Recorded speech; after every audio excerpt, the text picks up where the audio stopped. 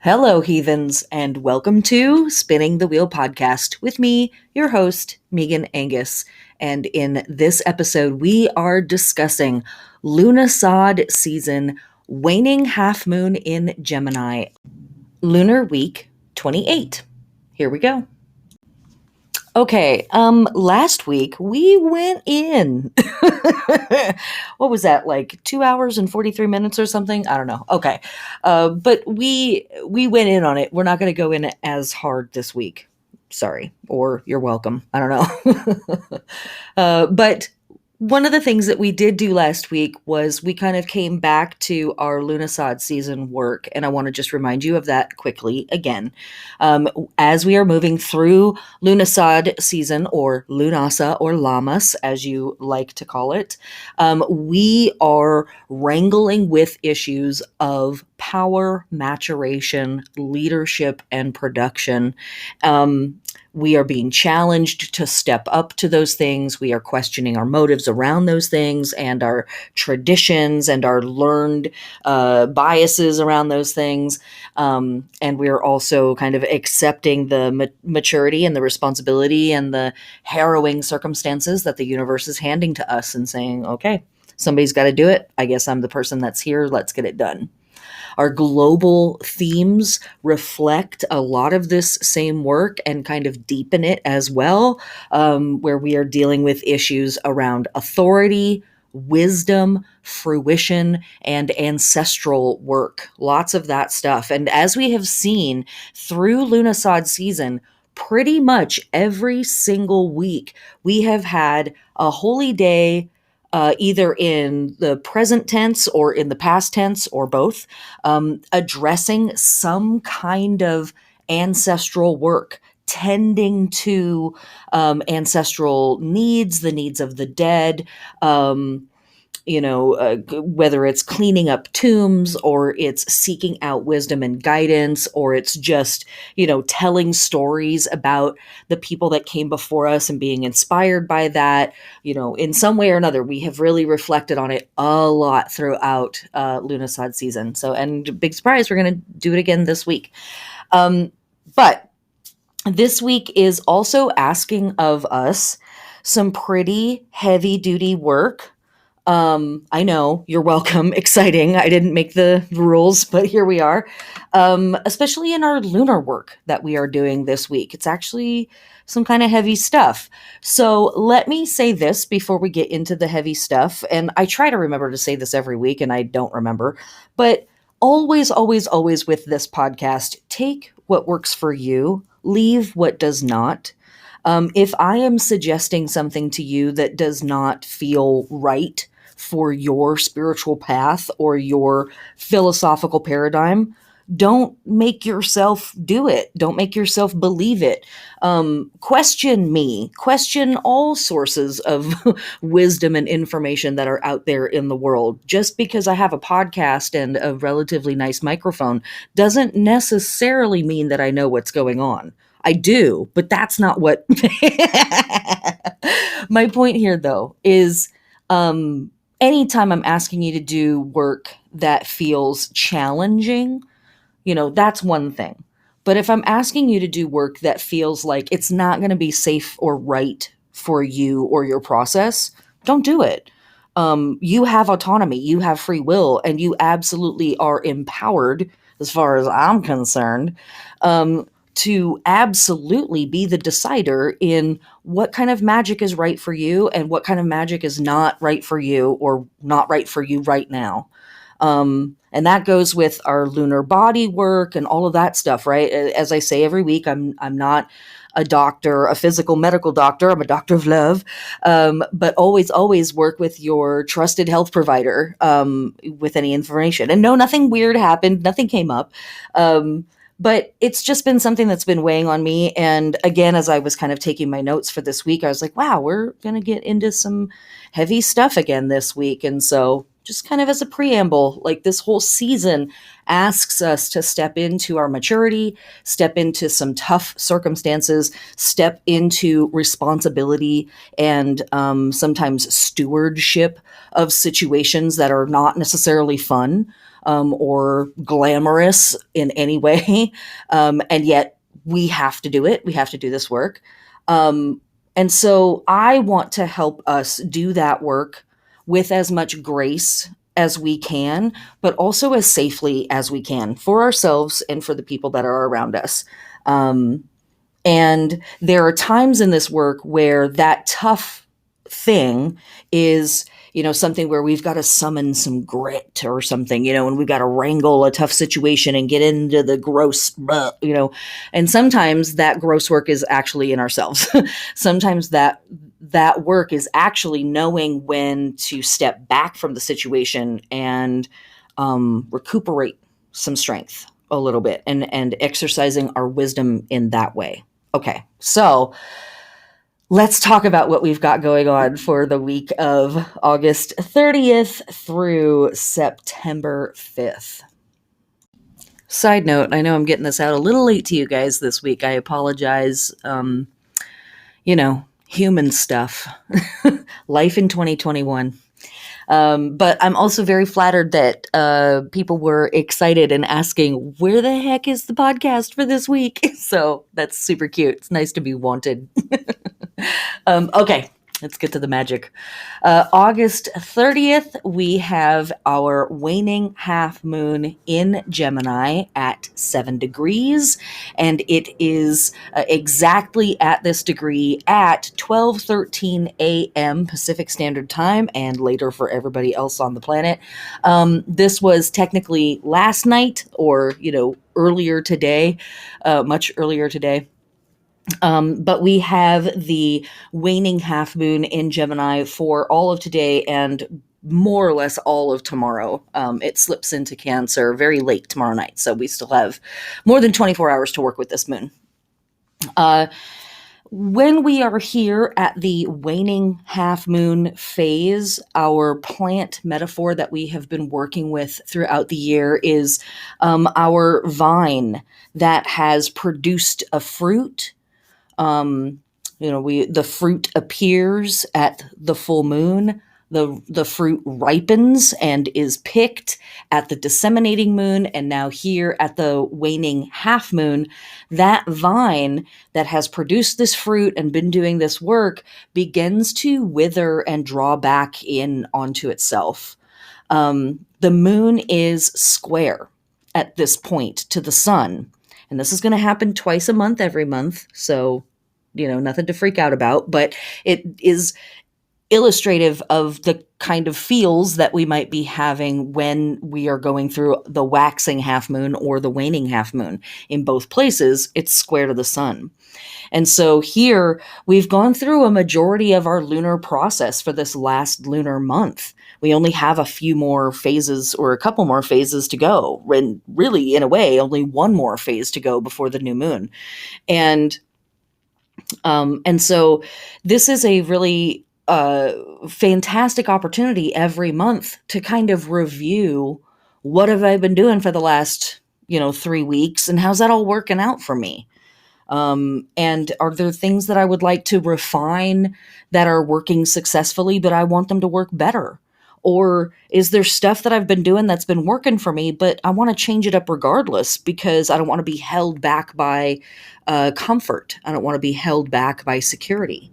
So the waning half moon brings this sort of challenging element from the square, from the sun, to really kind of consider, like, where am I in my process and what needs to be refined and what can I do going forward as we ultimately go into the next lunar process.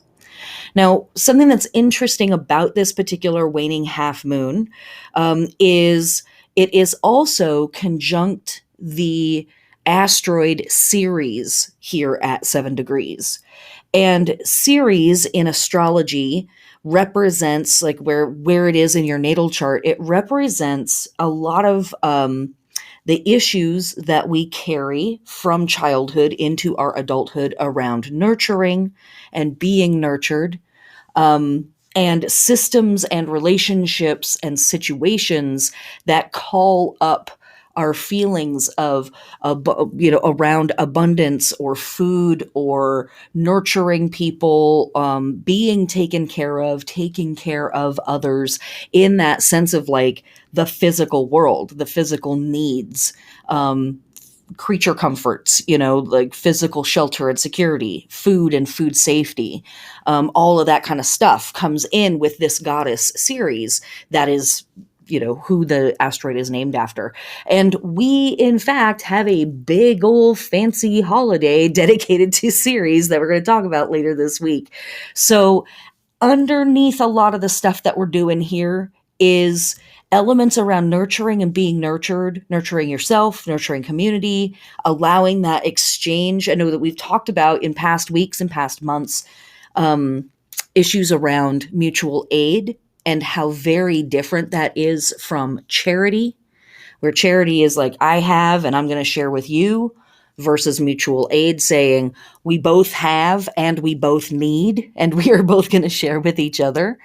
And so I feel like this series situation is undergirding a lot of the other work that we're doing this week, and really bringing us into that realm of, hey, a lot of this stuff is painful. How are we helping each other through this?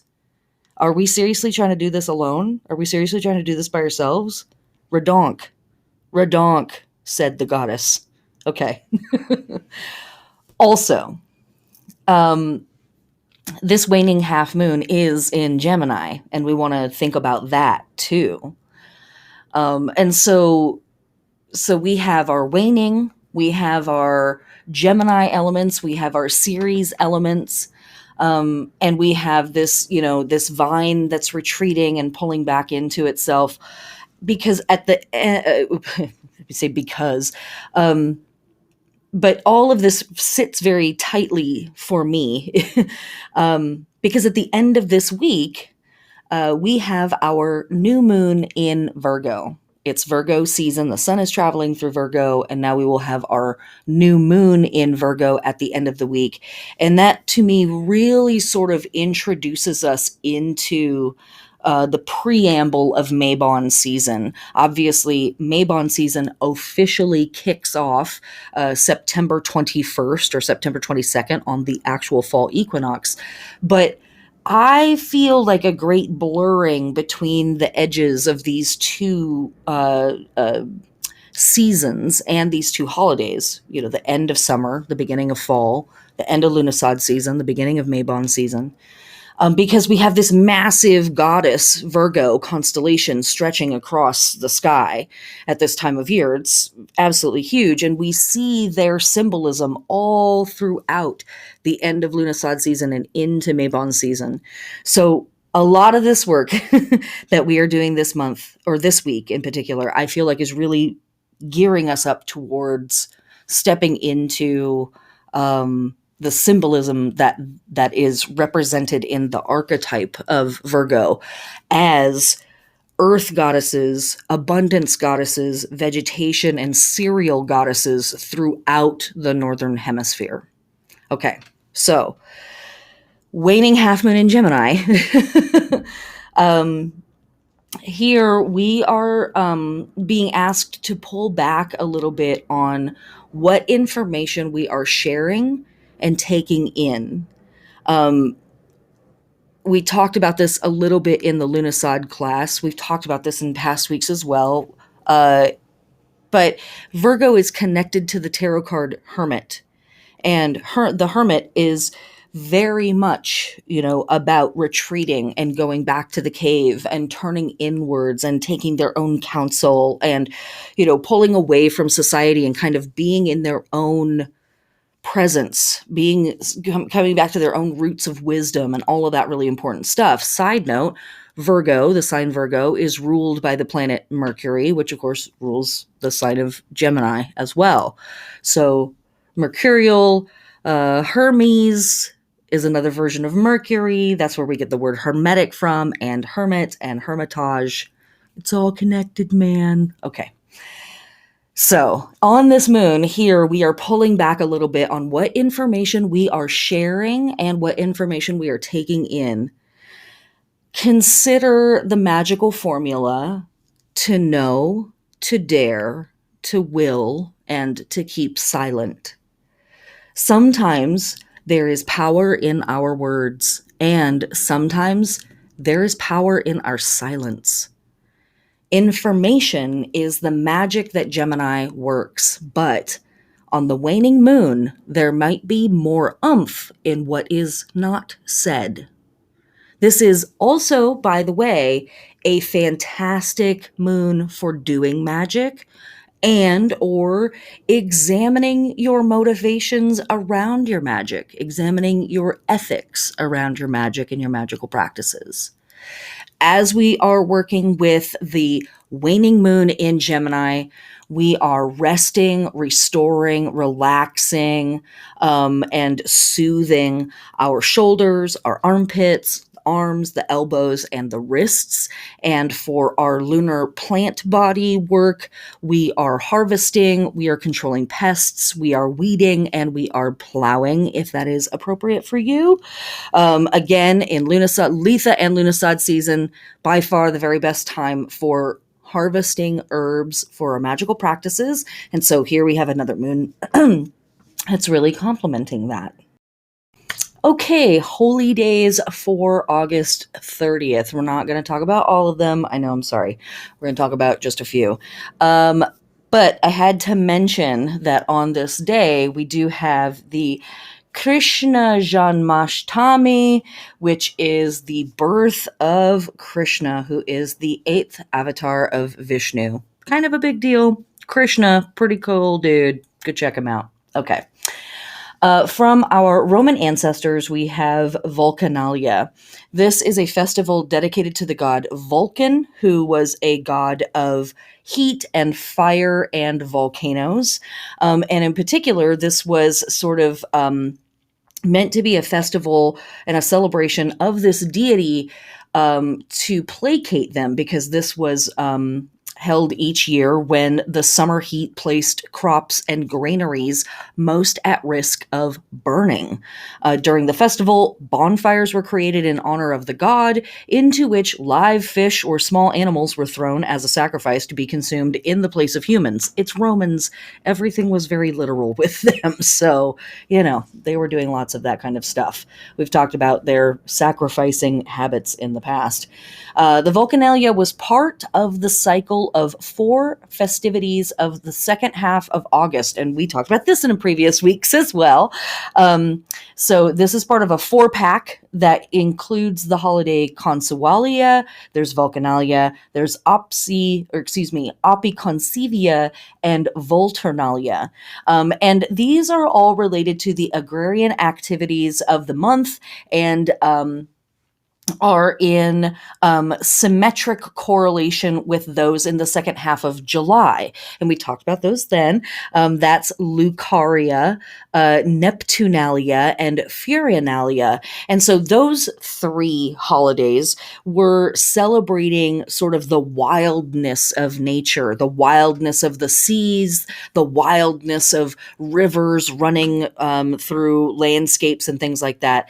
These 4 holidays, the Vulcanalia, Opiconsivia, Coinsalia, and Volturnalia, are all dedicated sort of to the results of human endeavor on nature, right? To better and lesser ends, as we can see with how nature is responding there. But this was all really centering around celebrating these very particular and minute elements of the grain growing, as well as the grain harvest, and then the grain storage afterwards. So that's really what's up with all of that stuff. There's also, on this day, sacrifices to Maya, sacrifices to the nymphs. We have a Dies Natalis for the temple of Ops Opifera, and a Dies Natalis for the temple of the Hora of Quirinus. So this is kind of taking the ideas of this four-pack of holidays and breaking it down even further. So in this four-pack of holidays, we have Consuelia, which is about storing harvested grain. And then the relationship to human society and regality, excuse me, that's the Opiconsivia, which at that time, stuff was really in risk of plague, of, having something go wrong with the weather. And so then there's, ablutions and sacrifices made at Vulcanalia, to the god of Vulcan, of fire and heat, and Volturnalia, who is wind, and dryness, who, is helpful in some regards to harvest and not so helpful if it's parching the land, right? Okay, so we have these four holidays that are really dedicated to these various parts of the harvest, very particular, right? And now we have these other sacrifices to Maya, sacrifices to the nymphs, the Dies Natalis for Opferia, and the Temple of the Hora of Quirinus. This is sort of breaking down time and the season into even smaller parts. So in ancient Roman religion and myth, Maya embodied the concept of growth. Her name was thought to be related to the comparative adjective maius, or major, basically, which meant larger or greater. And originally, she might have been a homonym independent of the Greek Maya, whose myths she absorbed later on. But in archaic Roman prayer, interestingly enough, Maya appears as an attribute of Vulcan, the heat and the fire, with an invocation list of male deities paired with female abstractions, representing some aspects of their functionality. So I think that's really an interesting thing, right? That we have heat and growth or increase paired together, but they're also like, hey, we don't want too much heat because we don't want to blow it out, right? We don't want to burn up the crops. Maya was explicitly identified with Earth, Terra, who is the Roman counterpart of Gaia. She was also connected directly to the good goddess Bonadia, who we talk about in spring. Her identity also became theologically intertwined with goddesses like Fauna, Ops, Juno, Karna or Cardia, and the Magna Mater, the great goddess Cybele, who we talk about a lot in spring. And all of these are, again, vegetation goddesses, right? These are all goddesses that oversee the production and abundance of the natural world, and the food crops really is kind of their big gig. So she's connected to all of these deities, and stuff is sort of being offered to her as a form of all of these other deities, but the sense of increase, right? So all of these goddesses are vegetation goddesses. Maya is literally the energy of increasing within all of these other goddesses, or their work, we could say. I just think that's super cool. Okay. So moving on specifically to Ops, because we also have sacrifices and stuff going on for this deity. This deity was the energy or the embodiment of plenty. A fertility deity, of course, often depicted sitting down, as a lot of Chthonian deities normally were, and generally is holding a scepter or a corn spray and a cornucopia, which is very similar to the way that the constellation of Virgo is depicted, of a reclining deity holding grapes and grain in either hands, or a cornucopia and something, and wine in another hand. So very, very similar here. Interestingly, in Roman mythology, the husband of Ops was Saturn. Ops is identified as Rhea in Greek mythology, whose husband was Kronos, the bountiful monarch of the Golden Age. So Kronos and Saturn, we already know, have a lot to do with each other, and both of these deities are depicted carrying a sickle. And what I think is also very interesting is Ceres, the asteroid in our charts, is depicted with a sickle. Okay, Cute. And so this brings us to the Hore, which are also being worshipped or celebrated on this day. And the Hore literally represent the hours and the seasons. And so we have goddesses dedicated to embiggening, right? And goddess getting bigger and increasing. We have a goddess dedicated to plentiness.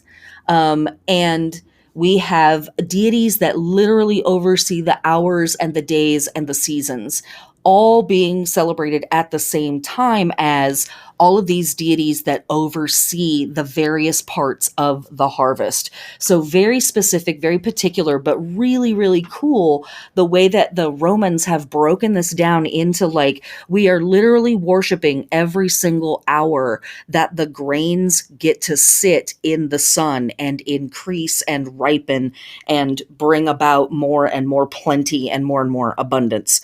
But also, here's some sacrifices to all of the deities that oversee the parts of the systems where things could go horribly wrong. Okay, thank you very much.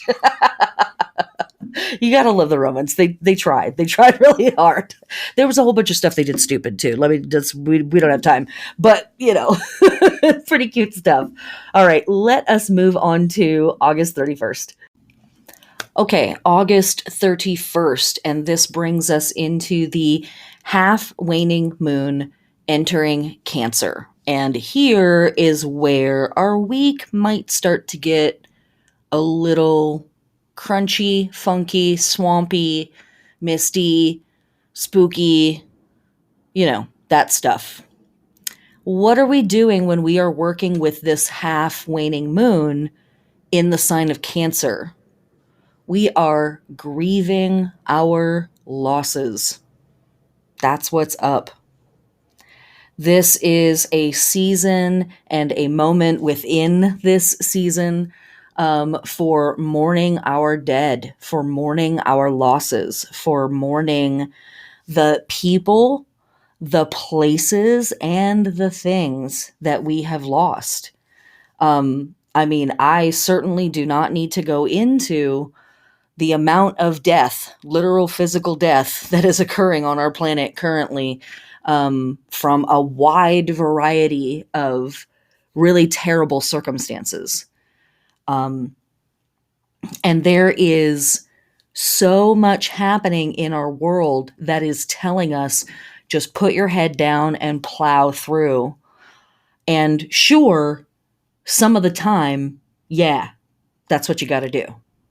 However, if we're stepping into our maturity, if we are stepping into our responsibility, and we are stepping into claiming harrowing experiences, there must also be moments where we allow ourselves to reflect on how terrible that shit is.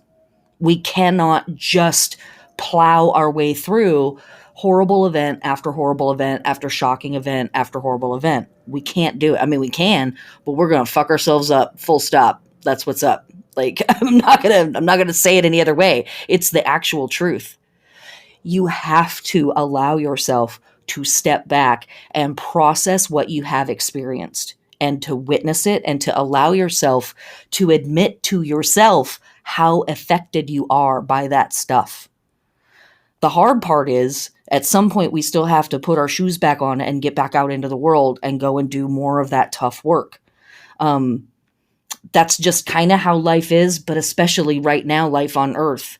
We're being asked as a species to step up and do really, really hard work over a pretty extended period of time and in a lot of different realms of our lives, which is why this grieving is so vitally important for our health and our balance and our stamina, our longevity, our capacity to be able to come back to do the work again and again and again. Because the stuff that's awful in our world right now is going to be awful for a long time. It's not going to go away anytime soon. A lot of the things that bring us sorrow and confusion and frustration are things that we may have to literally wrangle with for the rest of our lives. So part of that work is accepting this is hard, but also part of that work is accepting I'm affected by how hard this is. I'm affected by the fact that I'm having to do this day after day, month after month, year after year. It's affecting me. There's our character for Lughnasadh, Crom Dub, the dark bent one, right? Not so much the bright brash Holly King anymore, but like, oh shit, Earth and life on Earth is whooping my ass.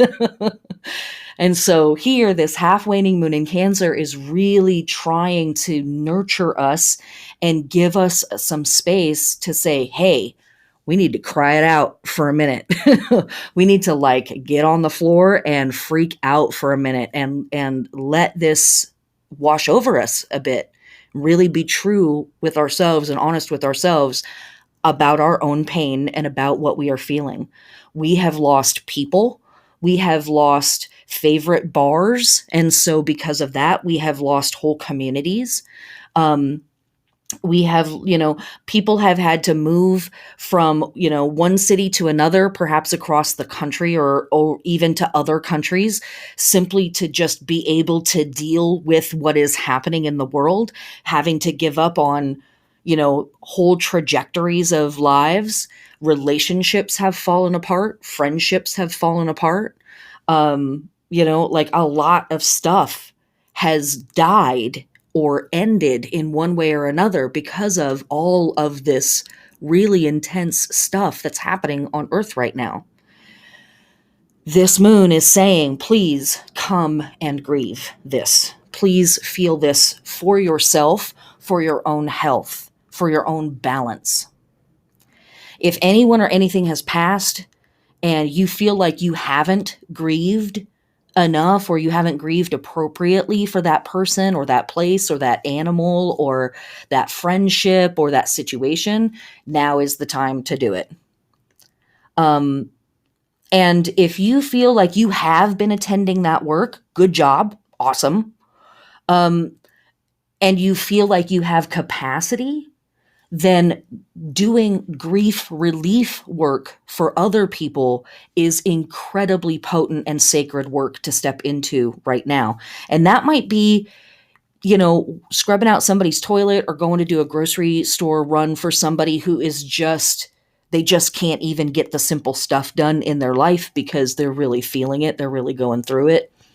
Any kind of work that you can do with grieving folks, with folks who are lost right now, all of that is wildly appropriate. Very, very appropriate. This is also a really good moon for magic, but obviously of a very particular type of magic. When we are working with our waning moon in Cancer, we are relieving and soothing and reducing stress on our breasts and our belly and our lungs. And for our plant body work, we are planting and transplanting and grafting. Okay. Let's get into the other stuff that's happening on August 31st. Also on this day, we have the heliacal rising of the fixed star Thuban.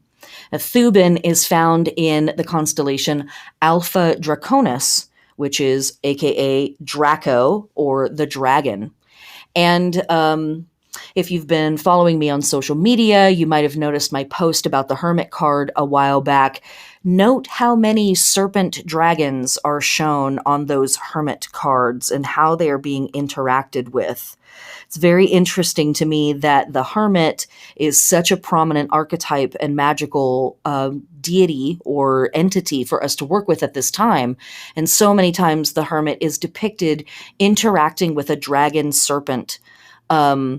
And here we have our fixed star Thuban in Draco right above our heads. Draco, of course, means large snake. It also means dragon. And what's interesting is Thuban was the pole star about 3,000 years ago. So we think of Polaris, the pole star, is the North Star because it's the closest to the very top of our sky. But 3,000 years ago, Thuban actually was. And what's also interesting to me is this was called the Judge of Heaven. during the reign of the first Sargon king of Akkad. And it can be seen from the bottom of the central passage of the Great Pyramid of Cheops. So, clearly a pretty important star out there. All right. Also happening on this day, August 31st, we have the Feast of Mary Mediatrix. This is the second of those feasts in this portion of the year. Mary Mediatrix is a version of the Virgin Mary that is worshipped by pagans and Catholics, and she is thought to literally mediate between humanity and the divine. Also happening on this day, we have sacrifices for the goddess Luna from our Roman ancestors. In ancient Roman religion and myth, Luna is the divine embodiment of the moon. She is often represented as the female counterpart of the sun, Sol. Luna is also represented sometimes as an aspect of the Roman triple goddess, along with Proserpina, or Persephone, and Hecate. Luna is not always a distinct goddess. Sometimes she's an epithet that specializes a goddess, because Diana and Juno are also identified as moon goddesses. So sometimes Luna is like a name that's added to another goddess's name. And so it's that goddess in her lunar aspect. Again, very interesting that we have this during our Virgo season. The three form Hecate was identified with Luna, Diana, and Proserpina. According to the archaic Greek poet Hesiod, Hecate originally had power over the heavens, the land, and the sea, not how it is depicted in later traditions as heaven, earth, and the underworld. Pretty interesting with all of our oceanic stuff that we have happening here in Lughnasadh season as well. Also on this day, we have the opening of the Mundus Sirius. This is the first of the Mundus Sirius. The Mundus Serialis, or Sirius, literally the world of Ceres, was a hemispherical pit or underground vault in Rome. This is, to me, so dope. The Mundus's shape was a reflection or an inversion of the dome of heaven. So there was literally like the dome of heaven above, and then this was like this big bowl in the earth of Ceres. Its location is uncertain, but it's documented in several different places. It was usually sealed by a stone lid known as the lapis manalis. And then in August, in October, and in November, it was opened with the official announcement, Mundus Patet, which means the Mundus is open. And offerings were made there to agricultural or underworld deities, including Ceres as the goddess of fruitful earth and the guardian of its underworld portals. Its opening offered the spirits of the dead temporary leave from the underworld to roam lawfully among the living in what some authors have described as holidays for the dead, as it were. The days when the Mundus was open were among the very few occasions that Romans made official contact with the collective spirits of the dead, the Demanes, the others being Parentalia and Lemuralia, which we discuss in Imbolc season and the very beginning of Ostara season. So again, here the Manes being mentioned. We had a holiday to the Manes last week as well. So yeah. Pretty interesting stuff, right? Like underworld, ghosts, the dead, and yet at the same time, there's something here about agriculture and planting and fertility and abundance and all kind of interestingly wrapped up with this, like remembering the past, working with the present, thinking about the future, magic. All right, let's move on to September 1st. Okay, September 1st, we still have our half waning moon in Cancer, so we're still doing some of that work today. Also, throughout the month of September, we have the Igogo Festival from our Yoruba friends. This is a massive multi-day festival, multi-week festival, and procession that is held in Owo, Nigeria. It is held annually in September to honor the Queen Oronsen.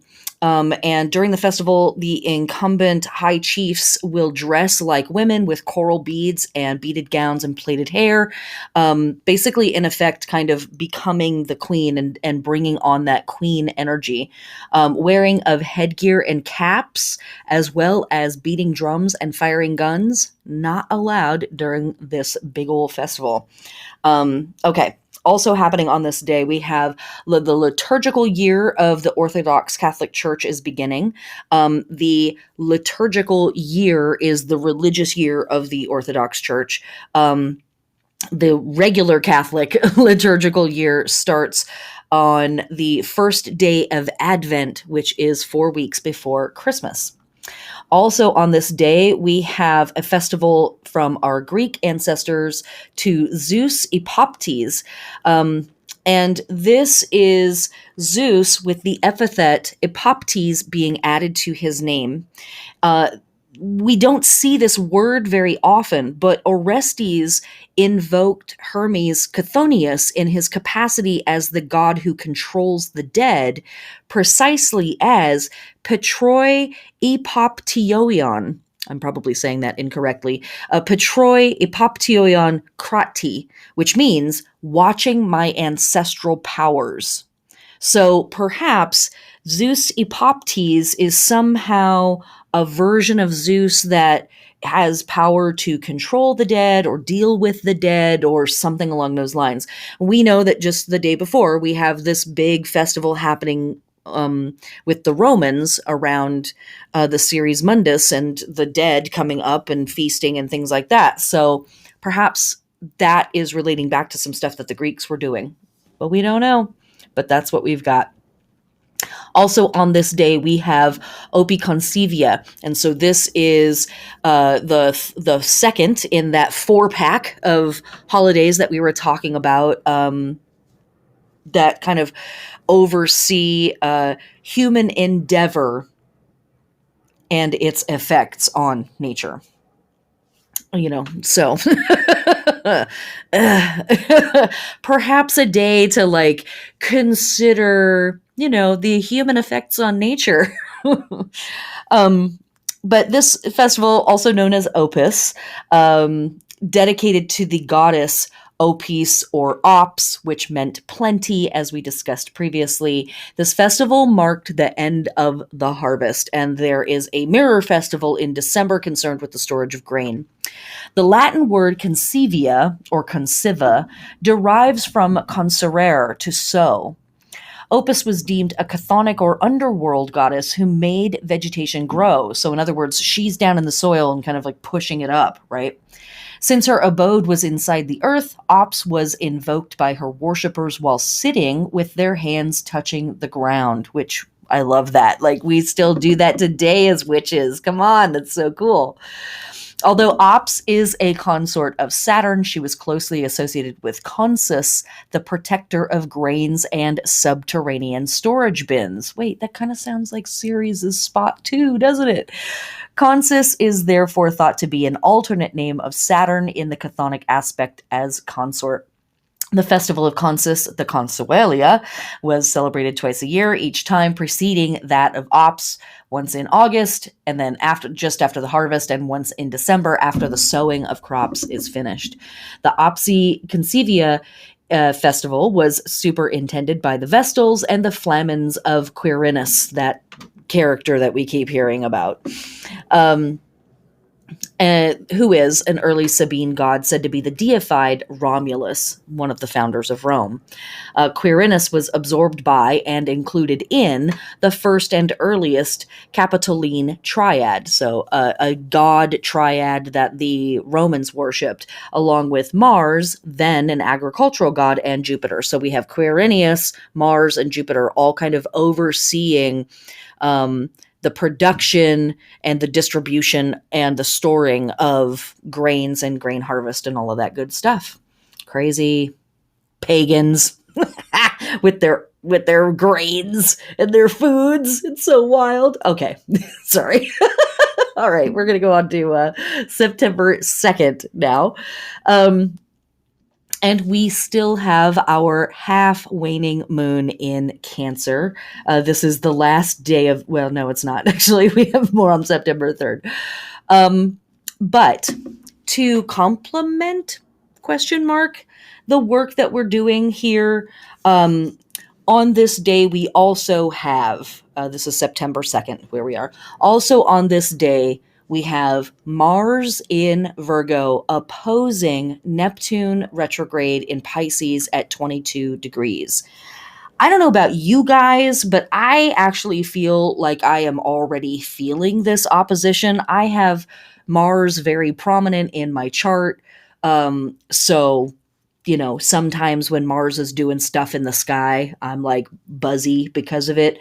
But I and a lot of other people have had a lot of really intense psychic experiences that haven't necessarily made sense recently, or really intense psychic or mystic experience or spiritual experiences that have been um, hard to put into words or hard to explain, and almost have kind of left me feeling a little bit more confused than clarified on things.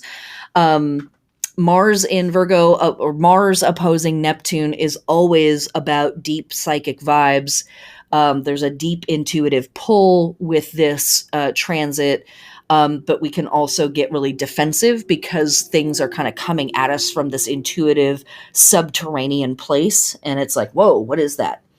And so this transit could feel destabilizing. You might feel really discouraged and just bummed out that day with your own situation. Um, and and because Mars is involved, um, you might even feel run down. You might even feel like your resistance is a little low.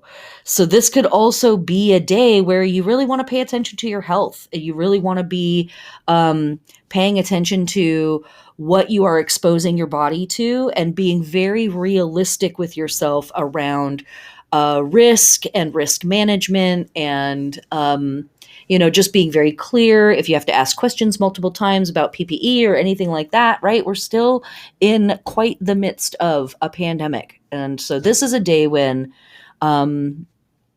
you just want to avoid any extra risk on this day, if it's at all possible. Other ways that this transit can manifest for us, you might have some pretty poor communication on this day with anybody that you are in a close partnership with. So that could be roommates, that could be a lover, that could be business partners, that could be a coworker that you have to work literally side by side, like very closely with. Communication might just be funky on this day. Just might, like, I can't say it right, and what you're hearing or what you're saying, I cannot hear it in the way you're intending it, all of that kind of stuff. So just be aware of that. Think about that. And with this destabilizing, discouraging, confusion type stuff, this really heavy psychic vibe that this is kind of bringing, you might be tempted to avoid all of this by engaging in avoidant or escapist behaviors. And so I encourage you to be safe, but maybe don't engage in those things, or just have a conversation with yourself about those things. Might be a good day to have a conversation with yourself around your substance use, if that's a thing. No judgment, just saying. Other ways that we can work with this transit: literally chill out on your substance use, whatever it is. Maybe don't drink coffee that morning. Maybe don't have a glass of wine with dinner that night. Maybe don't take a toke of weed that day. I smoke a lot of cannabis. It's legal in my state, and so I'm saying this full well knowing that I don't know if I will engage in the advice I am giving you, but we will try. But other ways that we can work with this transit are working alone on something.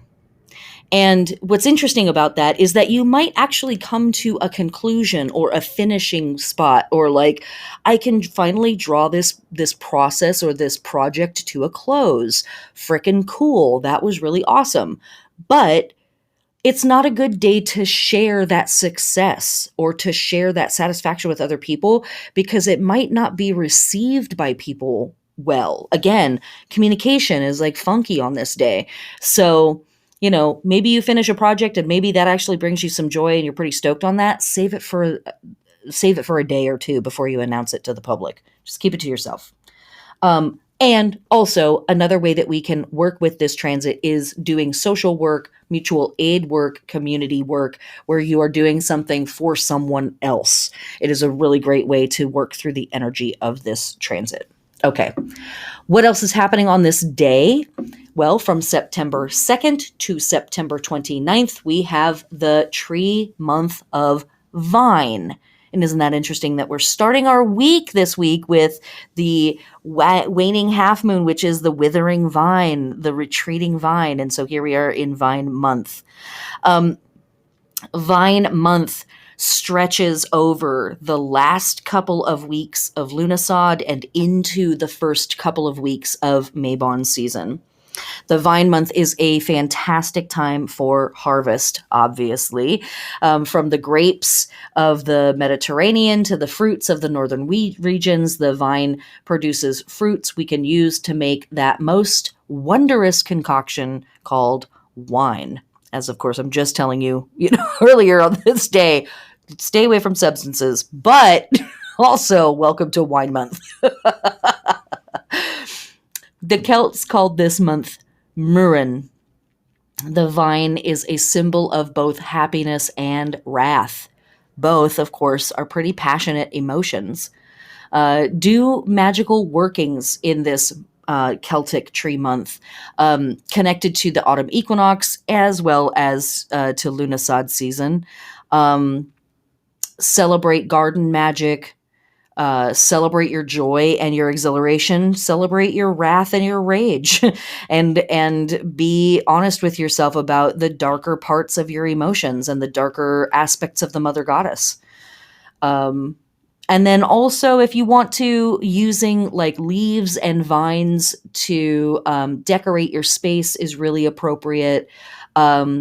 If you have a vining bush out in your yard, if you're growing grapes, even if they're decorative, or maybe you have ivy growing, or you have morning glory growing, or something along those lines, grab some of the leaves and use them for spells.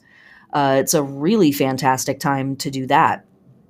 The month of Vine is also a great time to get balanced because, of course, we are moving into the fall equinox moment of equal light and equal dark.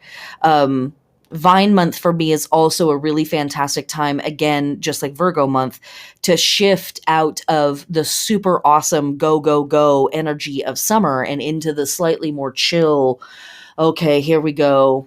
We're moving through fall and then it's going to be winter soon enough. And that's everything that we have going on for September 2nd. So now we are going to move into September 3rd. Don't you love it when you're working on stuff and, it just decides to disappear the last 20 minutes of your podcast? That's always fun. Okay, so I did record September 3rd, 4th, and 5th, and my podcast website decided not to record that for me, so we're going to do it again, and hopefully it'll work this time.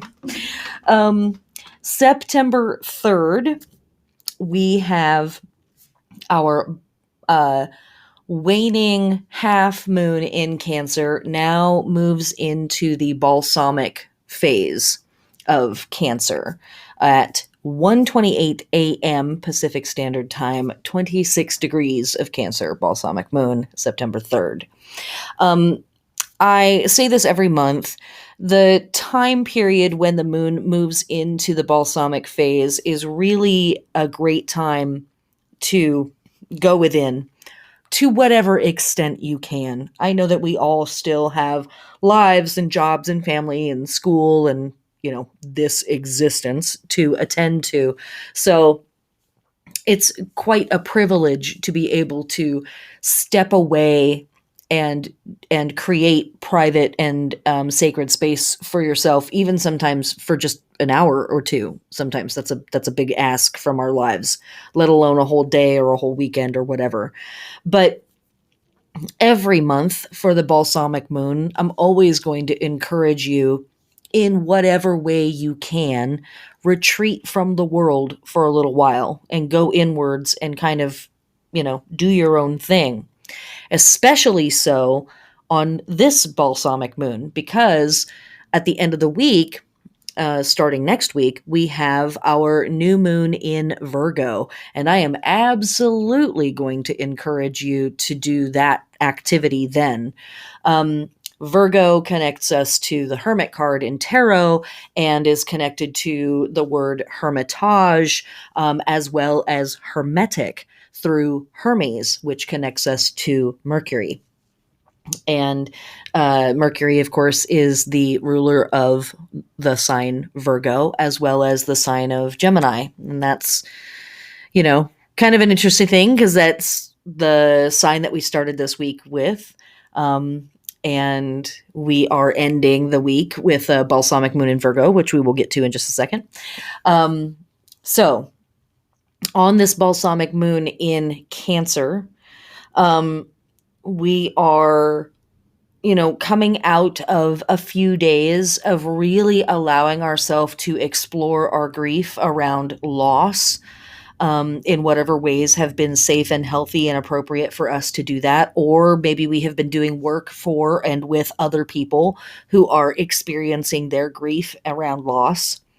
And so now we come into a really wise version of the Cancer moon, because now we can look back and we can see the past without our rose-colored glasses, right? We've grieved, we've really witnessed this person or this situation in its authenticity, in its realness, and we are allowing ourselves to feel all of that. Now we're coming into this space where we're processing some of that.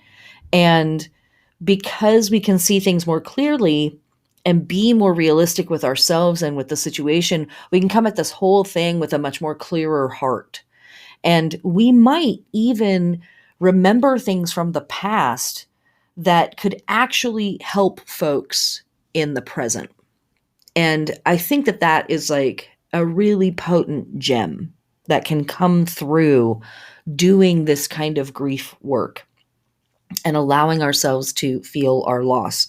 When I think of, for example, queer communities that went through the decimation of AIDS, and how, for a long time, we folks couldn't talk about the loss. It wasn't just a loss of their friend or their lover or their favorite performer, but whole communities were decimated by this virus. Whole communities were destroyed. And, big friendship networks were obliterated, and people were kind of just, cast out into the wind. And those things have to be acknowledged and they have to be mourned. And there's no right amount of time to mourn this stuff. There's no right way to do it. But after we do it, after we allow ourselves to feel those feelings and be honest with ourselves about, how things really were and all of that, we're able then to bring the gold of that into the present and into the future. And so, after this queer generation had its time to mourn the loss of an entire generation of queers because of AIDS, we were able to turn around and start to teach the kids, about these beautiful people and these amazing scenes and these amazing event spaces that had existed, and, clearly inspired, multiple movements, the Club Kid movement of New York and Europe and on and on and on. So we do need to take time to mourn things, but we also, after the mourning, are able to sometimes come back and look at the incredible gold that is there in the past waiting for us. And so that's this balsamic moon really offers us an opportunity with this. Just a few hours later, the moon, still in the balsamic phase, moves into Leo. And this is interesting. One, this is our last lunar phase in Leo in Lughnasadh season. Obviously, the sun is already in Virgo. We're already in Virgo season in that regard. But this is the last time that the moon is going to be in the sign of Leo during Lughnasadh season. So there's a very, very interesting end of the reign sort of kind of vibe to that. And when we are dealing with this balsamic moon in Leo, this now gives us an opportunity to process all of this emotional work of this week through writing and exploring ourselves through writing, expressing ourselves through writing. This is a great time for listening to eloquent speakers, reading inspired writing, but particularly from folks who have dealt with what you are dealing with, who have experienced a similar type of loss or similar types of challenges as what you are experiencing. But I also really encourage you to write for yourself, write for other people, write some poetry, write some prose, even if it's just stream of consciousness in your journal, write it out, write it out, write it out.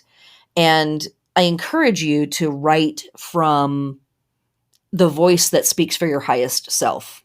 I am not asking you to like totally, let go of your bitterness and your cynicism. I am team cynic. Okay. Let's be very clear about that.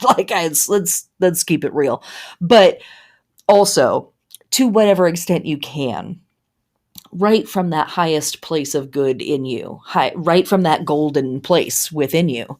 Now, what is really interesting to me about this balsamic moon in Leo being all about writing and everything, Raven Caldera in the book Moon Phase Astrology refers to this as the Bard's moon or the Bardic moon, is also on this day we have Mercury in Libra trine the North Node in Gemini at 5 degrees. So Libra, an air sign, definitely wants to communicate. Mercury, the planet of communication, Gemini, the sign of communication and writing, both Mercury and Gemini, very, very involved with writing and communication and learning and written things and speech and things like that. So we have Mercury in Libra trining the North Node in Gemini on this same day as this balsamic moon in Leo.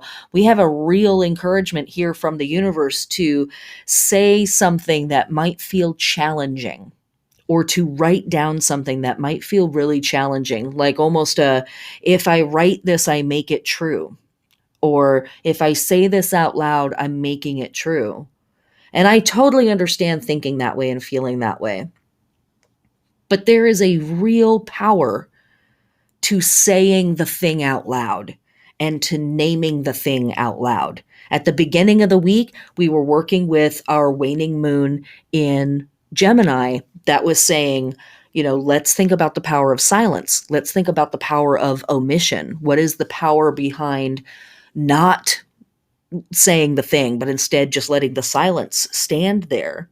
And now we're moving into this balsamic moon in Leo that's saying, okay, we did that for a minute. And now let's come back to considering the power in the written word and the spoken word. And, what can we really get from that? And the North Node getting involved in that conversation is saying, and I want you to seek out those things that feel challenging. I want you to seek out those things that you look at and think, is that really meant for me? Is this my challenge? Am I supposed to be taking this? Maybe. If nothing else, this could be a really fantastic day for having processed through all of this grief and sorrow, writing down some really important things that you want to remember about this process. Maybe they're things that you need to share with other people. Yeah, I don't know. You know what it is. Explore that stuff. That's all I can say.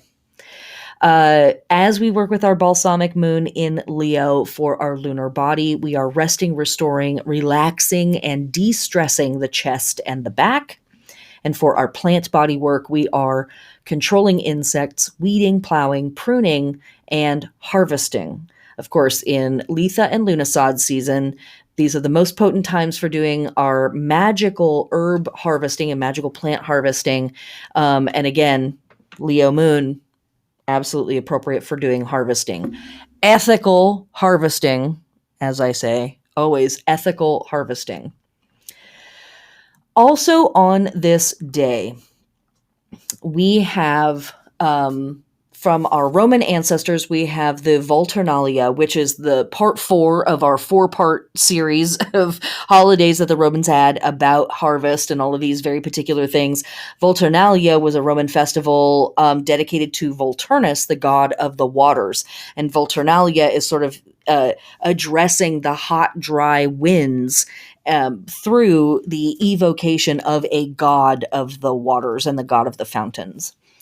Also on this day, we have Pagan Resistance Day. This is a global holiday witnessed by modern pagans around the planet in tribute to the millions of polytheistic communities throughout time that have resisted being assimilated into Abrahamic faiths. And, you know, that's really heavy work. It kind of very comfortably sits with our sorrow and our grief work, where we are talking about loss. You certainly could push it up a day or two to have it coincide with those Cancer moon days. There are so many people and so many civilizations that have been lost to time and to the crushing weight of the winter, and to patriarchy and the kyriarchy. And this could be a really tough day for you. This could be a day where you just light a candle and think about the past. But there are members of Abrahamic faiths, even to this day, that are attempting to destroy any traces of pagan or polytheistic history and culture. And so our persecution continues. So, yeah, could be a tough day, could be a really beautiful day. But we're still here. In fact, we are everywhere. All right, let's move on to September 4th. Okay, that brings us to September 4th. On September 4th, we still have our balsamic moon in Leo. Also on this day, we have Mercury in Libra, trine Saturn retrograde in Aquarius at 5 degrees. This really encourages some serious thinking. Our concerns are kind of focused on stuff that's really important to us. We might be really practical in the way that we approach stuff, or how we're thinking about things, very practical. This is a fantastic day for doing work that requires a lot of mental concentration, that requires a sharp eye, that requires us to be organized. It's a fantastic day to organize your environment or your situation. So it might be a great day to like tear apart and rebuild your workstation or something like that. This is also a really fantastic day for receiving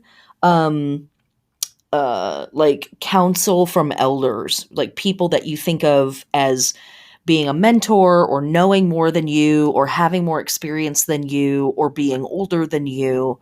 Those are not always the same thing, right? Great day to seek advice from folks that have, gone there before you, basically. Really good day for that. Also on this day, we have the heliacal rising of the fixed star Zosma. Zosma is a pale yellow, blue, and violet triple star on the back of the lion. This star is also known by the name girdle, or the back of the lion, or the back. But with the fixed star Coxa, which rises on September 5th,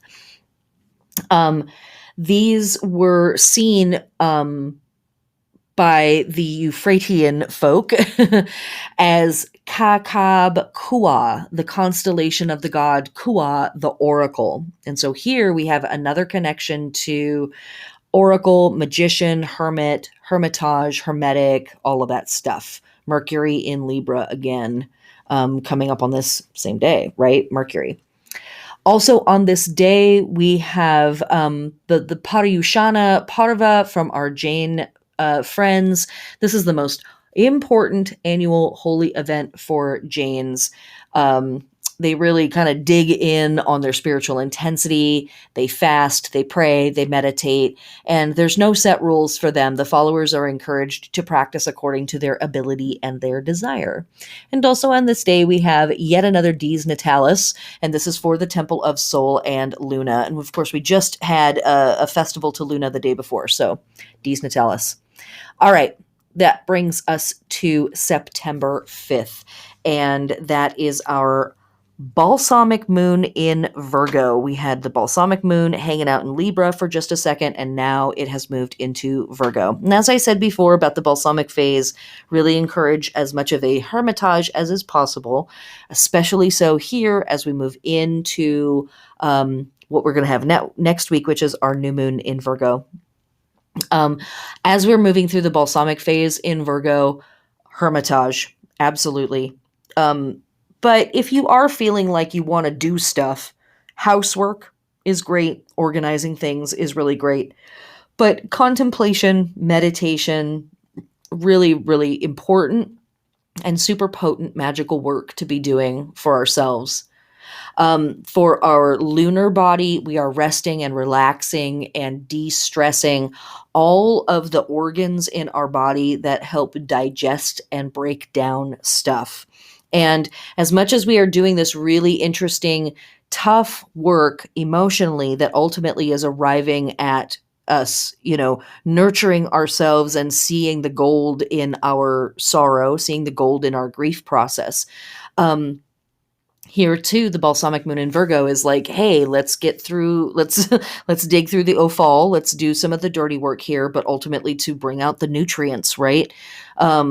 And the things that we need to nurture the body, bringing us back to our nurturing work that we are doing this week. So we're resting and we're relaxing the large and small intestine, the spleen, the pancreas, digestion stuff, right? And the metaphor here is, am I digesting this? Am I processing my stuff? Am I processing the stimuli that's coming in? Am I digesting it? Am I taking out the parts that don't need to be here and passing them along? Am I pulling out the gold and the nutrients and nurturing myself with this tough work that I'm doing? For our plant body work, we are doing none. Leave the plants alone. If anything, water them and spin them a quarter of the turn clockwise.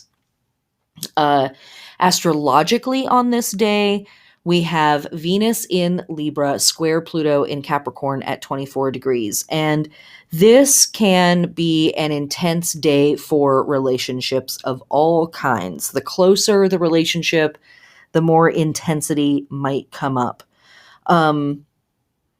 What's hard about this is changes in relationships might come up that just can't be avoided.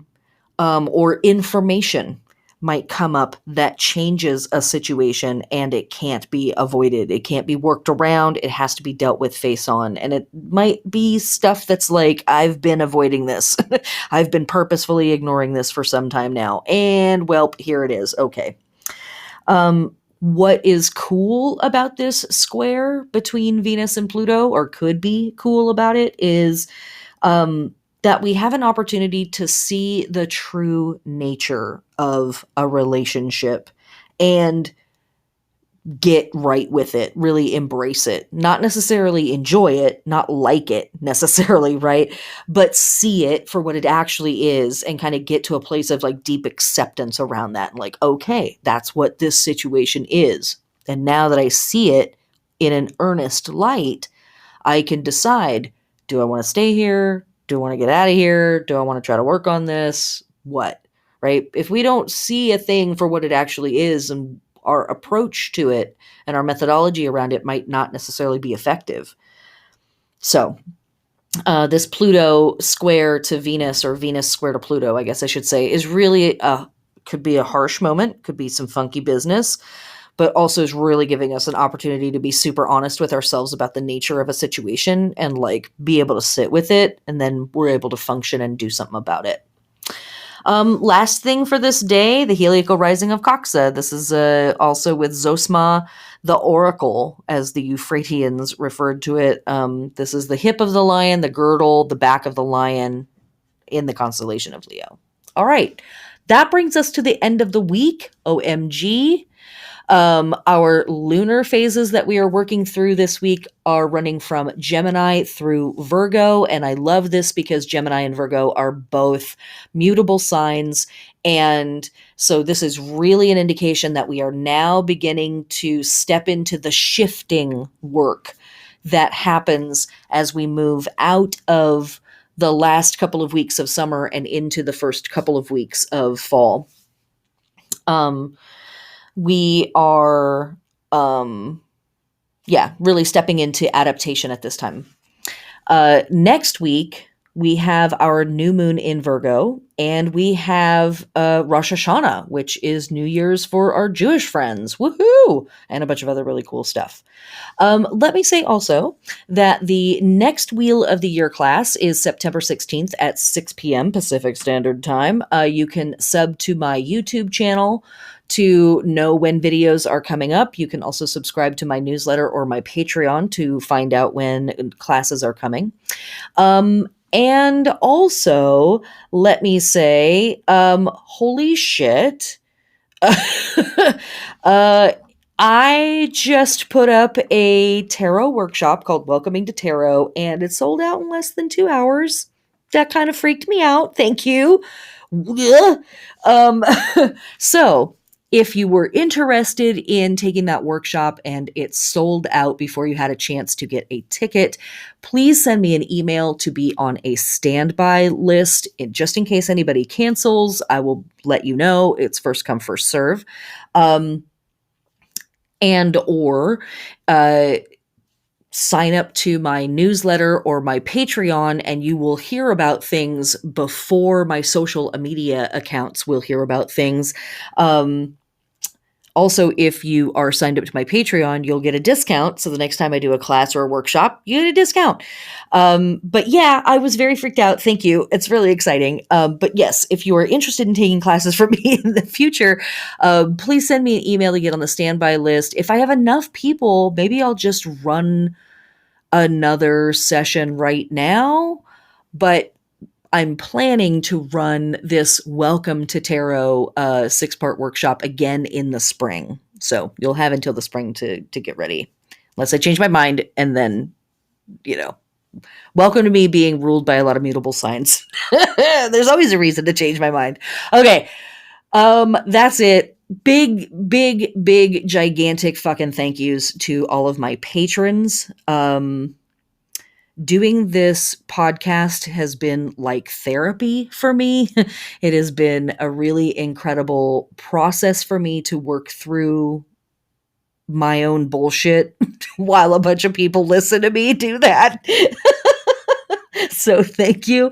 And the reason I'm thanking my patrons so much is because you guys literally pay my rent. And I'm just going to be frank about that because money's not real. So, but I still live in a capitalistic society where I have to pay rent, whatever.